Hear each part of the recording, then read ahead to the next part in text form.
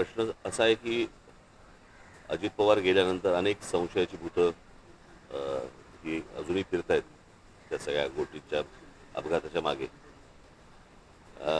मध्यंतरी मी कोणाशी तरी बोललो होतो की अपघात हा धोक्याने झाला का धोक्याने झाला. बोलण्यातनं मला फक्त एकच गोष्ट जाणवली आणि ती म्हणजे त्यांनी 3 ठिकाणी FIR करण्याचा प्रयत्न केला आणि 3 ठिकाणी FIR करण्याचा प्रयत्न केल्यानंतर तिन्ही ठिकाणी सरकारकडनं FIR घेतली गेली नाहीत. म्हणजे त्या पोलीस स्टेशनला सांगितलं गेलं की ते FIR घ्यायची नाहीत.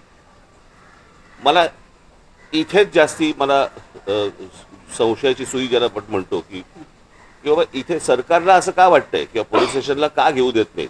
म्हणजे ज्यावेळेला ते मरीन ड्राईव्हवरती गेले त्या पोलीस स्टेशनला गेल्यानंतर तिथे तिथले जे कोणी अधिकारी होते ते त्यांचा FIR लिहून घेत होते, टाईप करत होते आणि टाईप करत असताना इतक्या DCP आले तिथले आणि त्यांनी सांगितलं की नाही FIR लिहून नाही घ्यायचा म्हणून.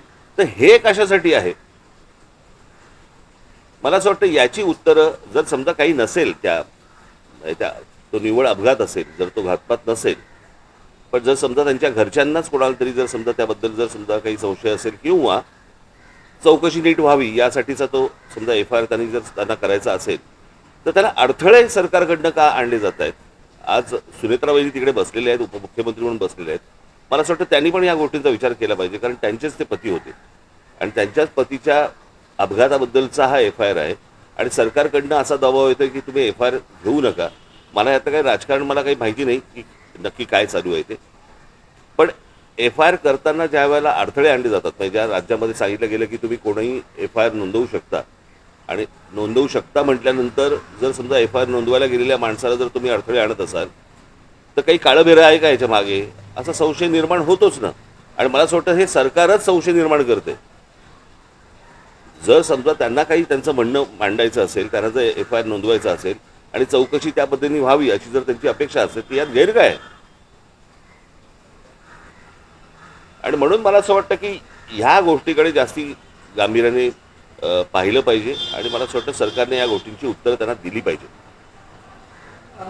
CBI आणि CIDची चौकशी हां, त्याही कुठपर्यंत आल्या अजून CBI चौकशी जी ते मला असं वाटतं तर ब्लॅक बॉक्सचं पण अजूनपर्यंत काही कळलेलं नाही काय झालं आणि काय नाही. ते म्हणजे किती विमान कितीही डिस्ट्रॉय झालं तरी ब्लॅक बॉक्स हा कधी डिस्ट्रॉय होत नसतो. त्याचंही काय झालं अजूनपर्यंत समजत नाही आहे आणि नक्की म्हणजे सरकार मला असं वाटतं की हे संशयाची भूतं नाचवते या सगळ्या गोष्टींच्या मागे. आता ह्याचं काय त्यांना त्याच्यातलं काय राजकारण आहे मला काही माहिती नाही. माझा सोपा फक्त एकच गोष्ट होती की FIR नोंदवून का नाही घेतलं जात आणि तो नोंदवून नये याच्यासाठी सरकार का प्रयत्न करते याची फक्त उत्तर सरकारने द्यावी. रोहित पवार वारंवार असं म्हणतात की ही जी तक्रार आहे त्यांना ती DGCA आणि त्याचबरोबर माझं तेच म्हणणं आहे तो टेक्निकल पार्ट सोडून द्या तुम्ही. एकदा FIR नोंदवला गेल्यानंतर त्याच्यामध्ये ज्या प्रकारच्या गोष्टी ते सांगितल्या जातील त्याप्रमाणे चौकशी व्हावी. सोपं आहे. अहवाल सुद्धा प्रतीक्षेत आहे कारण 1 महिन्याच्या आत आम्ही अहवाल देऊ असं सांगितलं गेलं होतं अपघातानंतर. त्या सगळ्या गोष्टी बाजूला सोडा सरकारच्या. FIR नोंदवून का नाही घेतला जात आहे एवढ्या गोष्टींचं फक्त उत्तर सरकारने द्यावं. 3 ठिकाणी प्रयत्न करून पण जर समजा नोंदवून घेतले जात नसतील आणि पोलीस स्टेशनवरती जर समजा तुम्ही दबाव टाकत असाल की नोंदवून घ्यायचा नाही म्हणून तर हे कशासाठी आहे हे कळलं पाहिजे. मला असं वाटतं महाराष्ट्राला कळलं पाहिजे. रोहित पवार आमदार आहेत आणि अजित पवारांच्या मृत्यू प्रकरणात ते FIR नोंदवू पाहत आहेत. त्यांचा FIR जर नोंदवला जात नसेल तर सर्वसामान्य माणसाचं काय करायचं. आणि हा कुठच्याही राजकारणाच्या पलीकडचा विषय आहे. मला असं वाटतं की एक आपल्यातली एक व्यक्ती गेलेली आहे आणि इतका दुर्दैवी अपघात हा कोणाचाच अपघात होऊ नये इतका दुर्दैवी तर होऊच नये.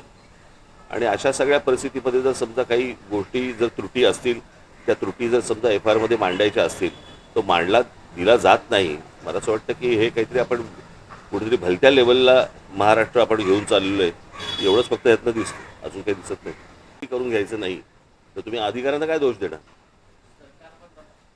नाही आता मला असं वाटतं की त्यांनी हा प्रश्न विधानसभा अधिवेशन सुरू आहे अधिवेशनामध्ये ही गोष्ट मांडावी. उद्या लोकसभेचं अधिवेशन सुरू होईल त्यावेळेला मला असं वाटतं राष्ट्रवादीच्या खासदारांनी ते प्रश्न तिकडे उपस्थित करावेत. मला एवढंच फक्त परत सरते शेवटी म्हणायचं आहे सरकारी दबावामुळे FIR जर नोंदवला जात नसेल, तेही अजित पवारांसारख्या व्यक्तीसाठी, तर याच्यात काय नेमकं काळबेरं आहे ते मला असं वाटतं सरकारला सांगावं तर लागेलच निश्चित.